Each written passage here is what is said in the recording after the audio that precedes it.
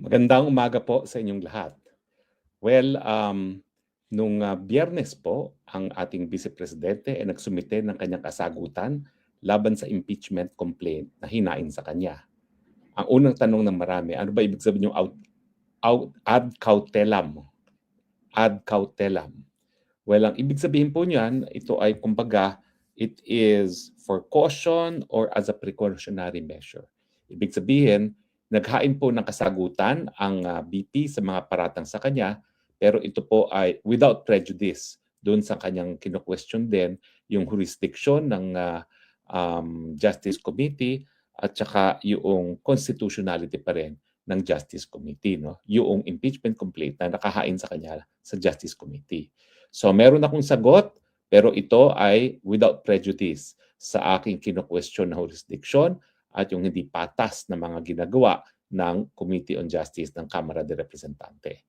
Una-una, ano bang sinabi niya doon sa complaint na yon? Well, una-una, sinasabi nga niya na mukhang walang jurisdiction pa ang komite kasi bagamat nagsabi sila na sufficient inform and substance yung complaint, hindi niya nakikita kung nasaan yung substance. Kasi lahat ng mga nakasaad dun sa impeachment complaints na pinag-aralan at pinagbotohan ng mga congressman ay base lamang sa mga konklusyon. Wala namang mga ebidensya. Unang-una yan.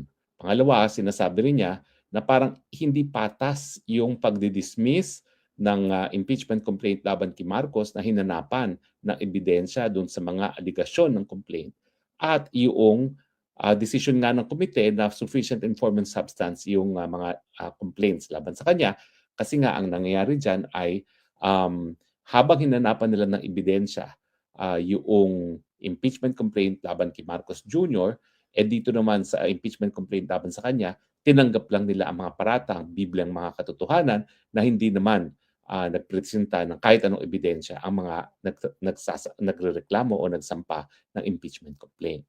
So, dalawa po yung sinasabi ni VP Sara, no, na hindi dapat matuloy ang pag-usad nga ng impeachment complaints laban sa kanya kasi wala naman po talagang substance o walang ebidensya na ipinakita ang mga nagrereklamo laban sa kanya at ang lahat ng sinasabi nila ay mga paratang lamang na hindi suportado ng ebidensya at parang hindi patas ang nagiging desisyon ng komite kasi pagdating kay Marcos Jr., hindi nila hinanapan ng ebidensya at dinismiss kaagad ang mga paratang laban sa kanya samantalang yung ito nga mga impeachment complaint laban sa kanya, maski walang ebidensya ay sinabi na sufficient inform and substance. So yun po yung ad cautelam. Sasagot ako pero hindi ko sinusurrender o hindi ko wini-waive yung aking pag-question sa constitutionality ng mga ginagawa ng committee at saka doon sa issue ng jurisdiction. Dahil sa tingin niya, wala nga jurisdiction ang committee dahil nga wala pang sufficiency in form and substance. Ngayon, sinagot din nga, syempre, isa-isa yung mga paratang laban sa kanya. Una, yung gas-gas na confidential fund. Lumaki from 125 naging 600 million.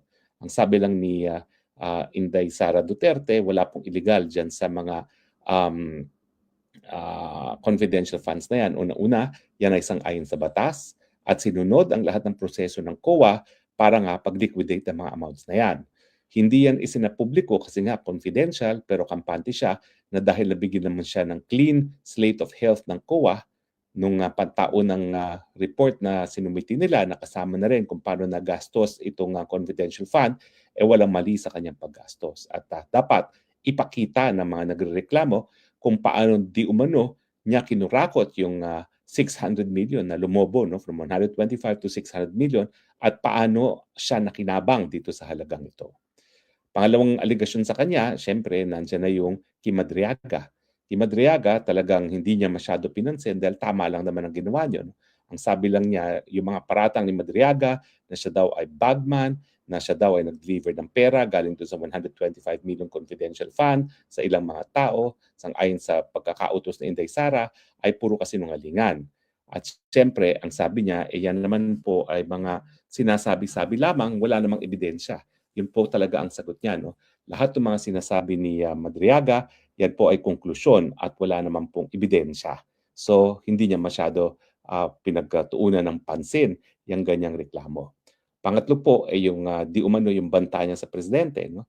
Ang sinasabi ni Inday Sara, bagamat sinabi nga niya na kapag merong nangyari sa kanya, meron na siyang pinagbilingan na talagang um, habulin din ang presidente at ang unang ginang. No? Pero ang sabi niya, wala namang, hindi naman yan impeachable. Kinakailangan kasi yung mga impeachable offenses ay napakaseryoso para siya maging dahilan para matanggal sa kanyang opisina.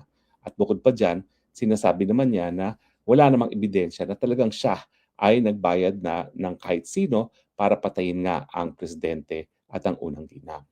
So basically yan po yung mga sagot ni Inday Sara, pero sa tingin ko no, doon sa issue na kung merong nga bang sufficiency in form and substance bago makita ang ebidensya, po pwedeng yan po idulog pa sa Korte Suprema. Dahil bagamat ang Committee on Justice ang tanging kapulungan na magdedesisyon kung sufficient in form and substance yan, yung ating tinatawag na certiorari power ng ating Supreme Court, po pwede naman po yang dumulog sa Korte Suprema kung ang committee mismo ay lumabag sa sarili nilang rules, no? At kung talaga namang mapapakita na yung mga aligasyon ay hindi suportado ng ebidensya, titignan lang naman natin kung ano mga attachment na ginawa nila dyan, ay pwede naman po mapawalang bisa rin yung finding na sufficient in form and substance di umano yung mga impeachment complaint laban kay Inday Sara Duterte. So, ang summa total, ang ad cautelam answer ni BP Sara, sinagot niya isa-isa yung mga paratang laban sa kanya, pero sinabi niya na yung pagsagot niya sa mga paratang ay bukod pa doon sa pupwede niyang gawin na questionin yung jurisdiction ng hukuman at questionin nga yung paglabag sa saligang batas ng komite, lalong-lalo na doon sa pagkakaroon ng double standards. Pagdating sa impeachment complaint laban kay Marcos Jr., ay hinanapan ng ebidensya ang mga paratang. Pagdating sa impeachment complaint laban sa kanya, ay tinanggap na para bagang katotohanan na ang lahat ng konklusyon na sinasabi ng mga nagrereklamo. Now, alam niyo po, itong impeachment complaint, talaga alam naman natin na political yan. Kaya nga po, ang sabi ng ating informante, ginagamit ngayon, hindi lang ang mga soft na mga ayuda para masigurado ang pagboboto ng mga congressman na i-impeach si Inday Sara Duterte, pati po yung mga budget nila sa infrastructure ay iniipit. At bagamat yan po ay nabid na bago pa man mapasa ang pantaunang budget, hindi raw po pinapa-award ang mga proyekto hanggang hindi lalagda ang mga congressman dyan sa articles of impeachment. So ako naniniwala naman ako na magkakaroon sila ng 1/3 na kinakailangan nilang numero o mahigit kumulang 105 para umusad ng impeachment. At ang labanan nga ay mapupunta doon sa Senado. Pero sa mga congressman, huwag niyo pong kakalimutan, iisa lang pong nangangalampag ngayon sa lahat ng survey kung sinong susunod na presidente ng Pilipinas. Bagamat pinapangako sa inyo ng administrasyon na mapapatanggal nila si Inday Sara Duterte at hindi mapakakatakbo, mag-isip po kayo muli dahil hindi rin nila akalain na ang Korte Suprema ay ipapawalang bisa yung nauna ng impeachment complaint laban kay Inday Sara Duterte. Kasi alam niyo naman po, maski ang hudikatura ang pinakamahina sa tatlong sangay na ating gobyerno, ang kanilang katungkulan naman po ay sagrado. Yan ay masiguro nga na masunod ang pinakamataas na batas sa ating lipunan at yan po ang saligang batas. Wika nga po sa Ingles, kapag ang Korte Suprema ay nagdesisyon ng isang gawain ng kahit sinong taong gobyerno ay labag sa saligang batas, hindi sila nagpapatunay na sila ang pinakamalakas na sangay ng gobyerno, kung hindi, pinapatupad lang nila ang pinakamataas na pinanggagalingan ng lahat ng kapangyarihan ng gobyerno at yan po ang ating saligang batas. Ang issue, bukod pa dun sa mga specific na denial ni Inday Sara Duterte at yung aligasyon niya na wala ngang ebidensya kung hindi puro paratang lamang ang nasa impeachment complaint laban sa kanya, ang tanong, mapagbibigyan ba ng Korte Suprema muli ang kahilingan ni Inday Sara Duterte na talagang ang pagpapatuloy na impeachment ay labag sa saligang batas dahil wala nga pong sufficiency in substance, dahil nga po walang ebidensya na ipinakita ang mga nagrereklamo sa mga impeachment complaint na yan. At mas importante pa sa tingin ko ay yung double standard na na-dismiss kaagad ang impeachment complaint laban kay Marcos Jr. na hindi man lang dahil nga po wala ngang ebidensya, Pero pagdating sa impeachment complaint sa kanya, pinagpapatuloy maski wala pong kahit anong ebidensya. Abangan po natin kung anong mangyayari sa susunod na kabanata dito sa impeachment ni VP Sara. Akala ko also, Ms. Cora, you were saying that Metro Manila is saturated na. The real growth, pwede natin improve outside Metro Yun Manila. yung nangyari nung previous administration. Okay. Nagpasok talaga ng government investments sa ibang provinces para ma-decongest ang Metro Manila. Yeah. Kasi because we have like an imperialistic Manila, our government, that's true, diba? no? Most of the Focus. government investments na focus dito sa Luzon. So napabayaan talaga ang Visayas Mindanao.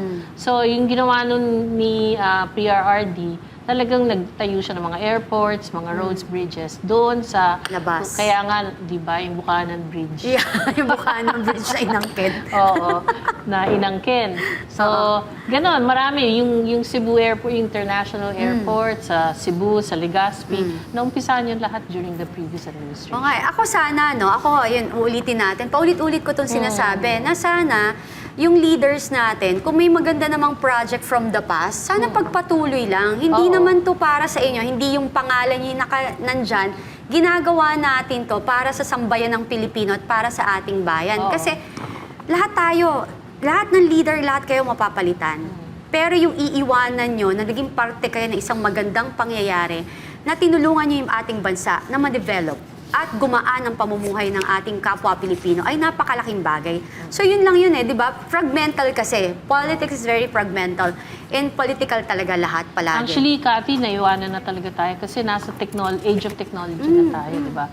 So, sa ibang bansa, gumagawa na sila ng mga robots, mga drones, mga agree. ganyan. So, ang susunod na presidente, malaki ang trabaho? Problema. Ay, naku, kawawa Napakalaki. yung susunod na presidente kasi medyo marami talaga siyang dapat gawin. Unang-una na nga, ayusin niya yung corruption, tsaka kailangan may accountability na yung mga nag-commit. May makulong. Oo, kailangan may makulong. Ba't Kasi ba? hanggang ngayon walang Nasaan na pala nakukulong.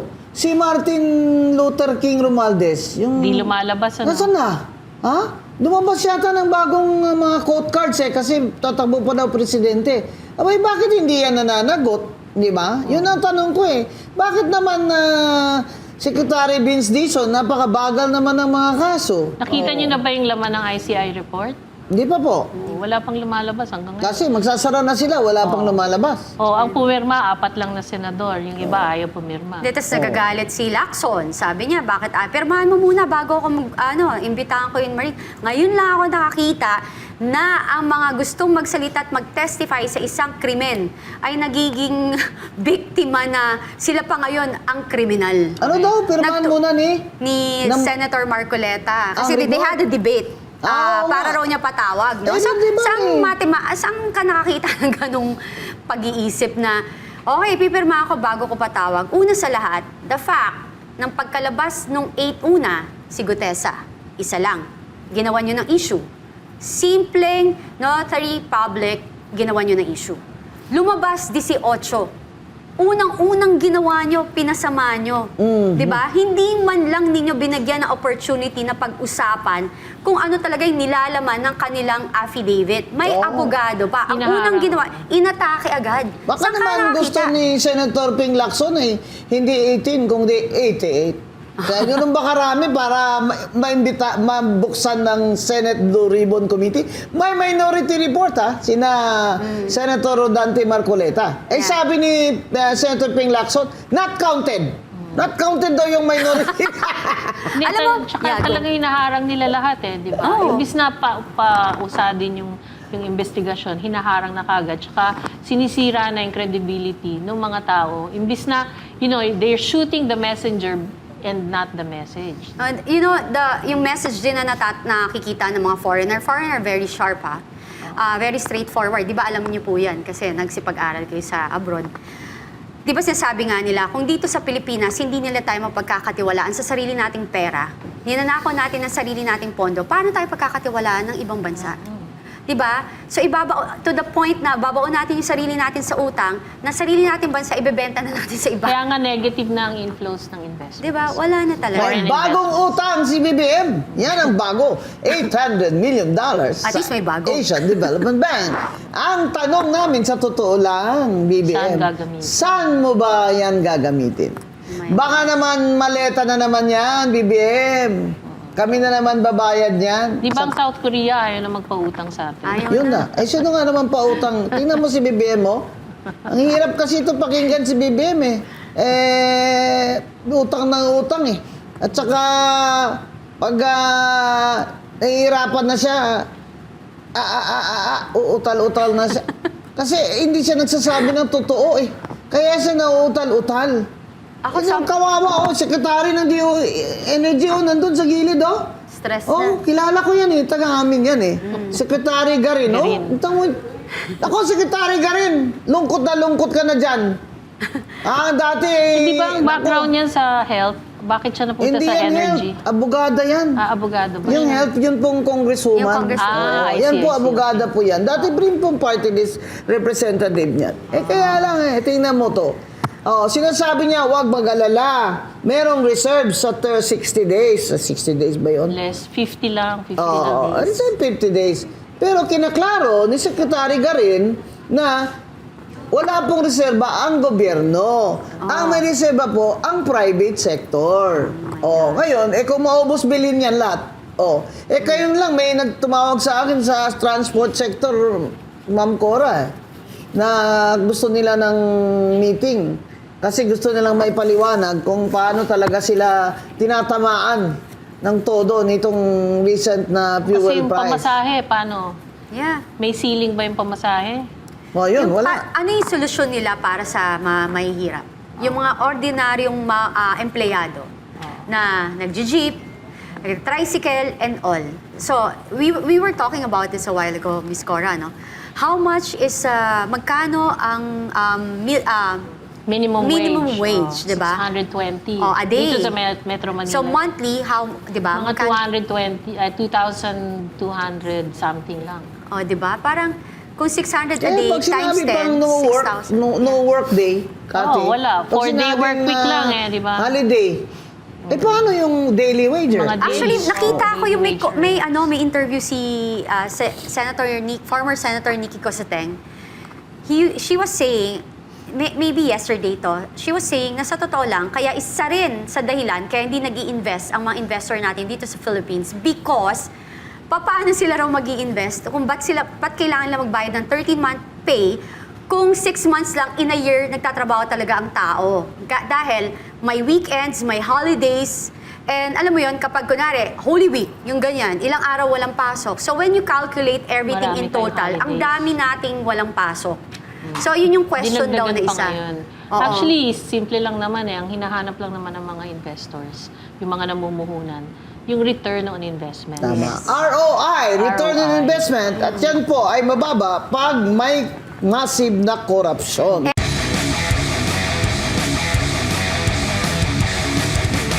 Gusto lang maliwanagan din ng ating mga kababayan. Ano po itong isinabmit nyo po kahapon na sagot dito na atat yung atin pong kamera na matanggap na kung ano mga sagot. Marami na silang sinasabi ever na hindi makatanggap ng sagot. Pero ano po itong inihain nyo po sa kamera kahapon po, attorney?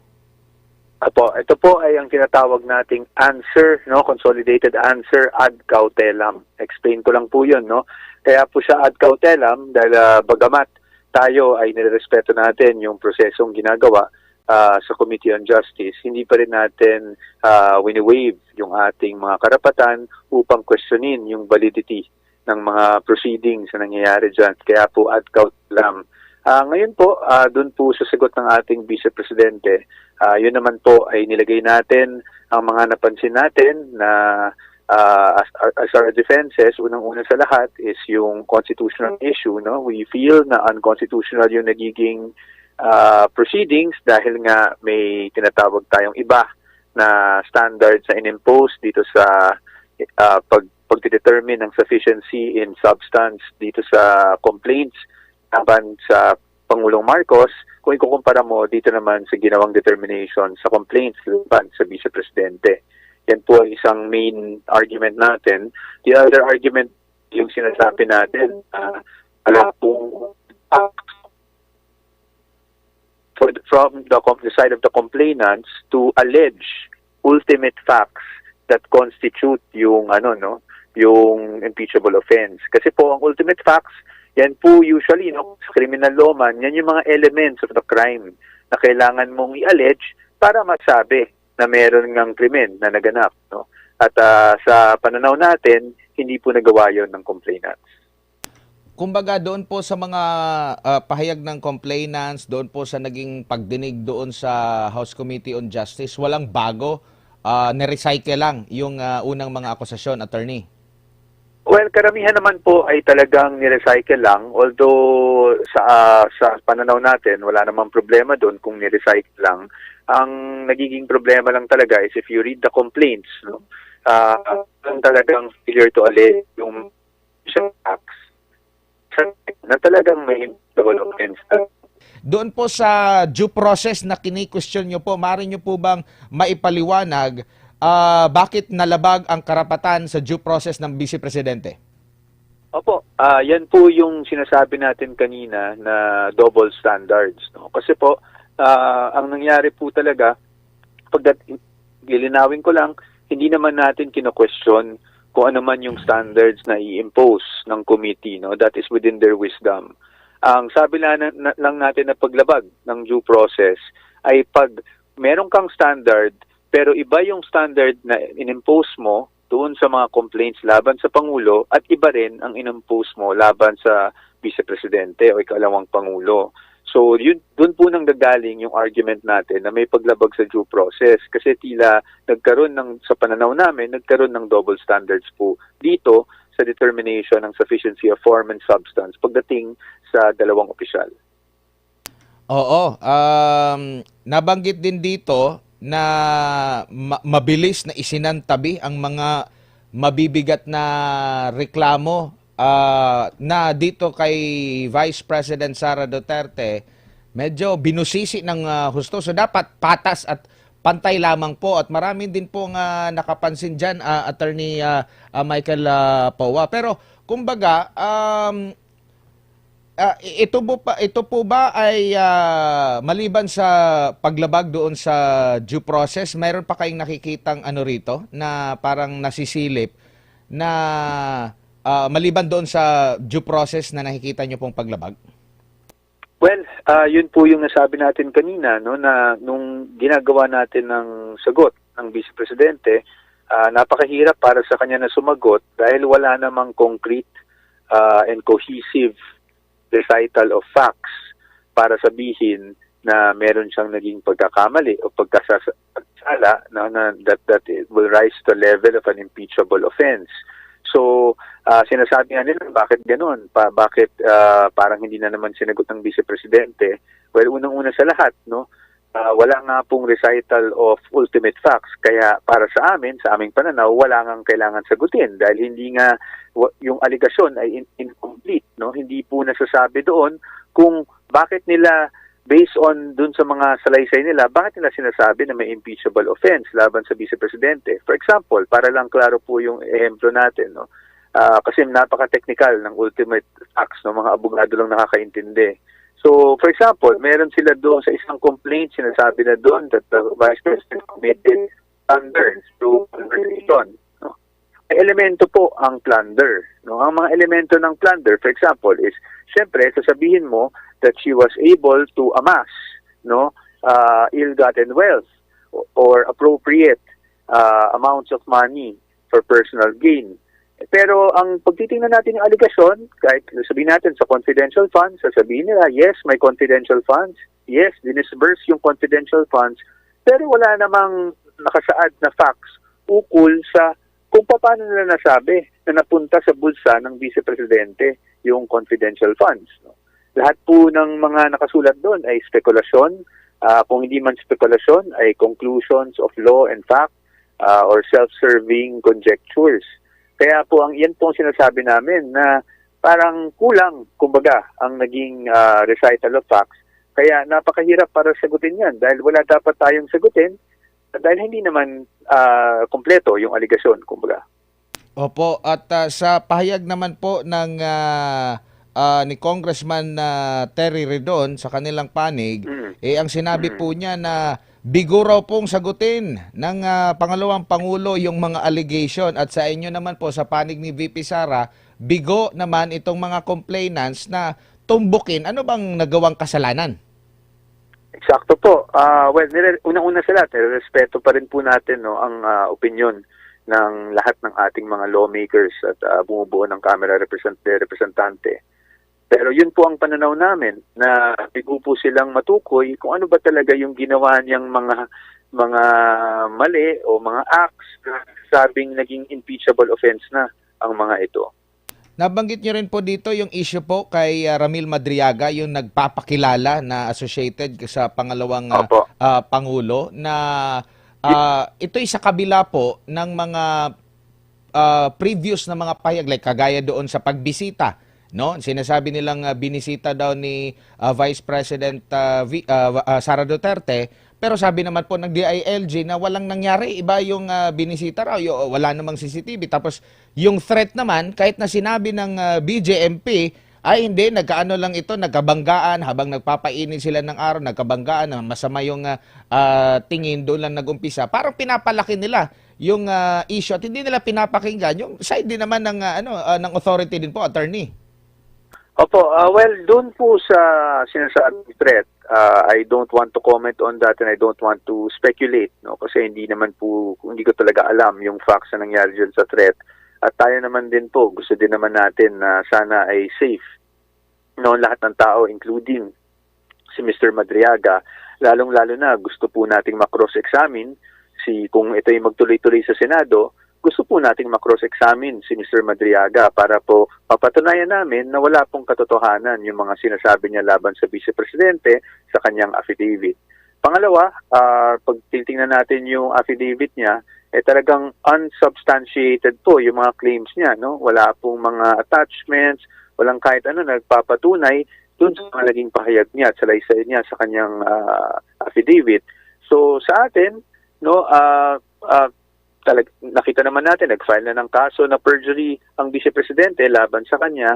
So gusto din naman natin na safe po siya para ngayon ay mapakita natin sa taong bayan na pawang kasinungalingan yung mga sinasabi niyang naging koneksyon niya, relasyon, o anumang trabaho ang ginawa niya para sa Vice Presidente. Opo, mayroon po unang pahayag ang pangalawang Pangulo na fishing expedition lamang po dahil hindi nga tumbok, no?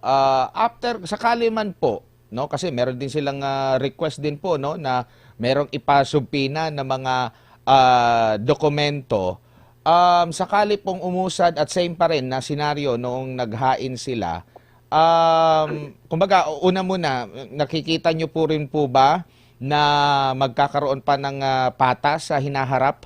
Diyan muna sa Kamara at if ever naman po na umusad, aprobahan ng nakararaming mga kongresista yung impeachment, muli po ba kayong dudulog sa Supreme Court ukol dito?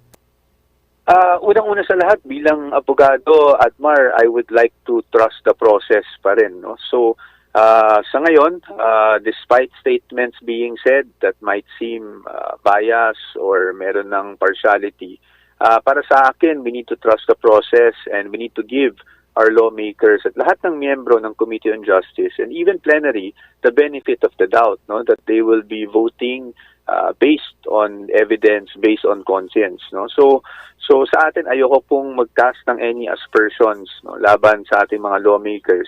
Pero handa naman tayo kung sakaling dumating to sa punto, pupunta tayo sa Senado para sa isang trial. Dahil doon naman talagang labanan po nito, no, sa Senado.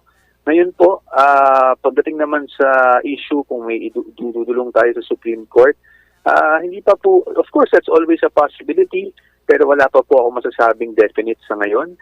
Siguro malalaman na lang natin kung makapag-desisyon talaga kami na merong talagang malaking bagay na dapat idulong sa Supreme Court, gagawin po natin. Doon naman po sa mga sinasabing mag-issue ng subpoena, yan naman po ay may powers under the rules ng House, no? May powers mag-issue ng subpoena. Pero kung naayon man o hindi sa batas yung subpoena, yan po ang titingnan naming mga abogado ng ating ikalawang Pangulo.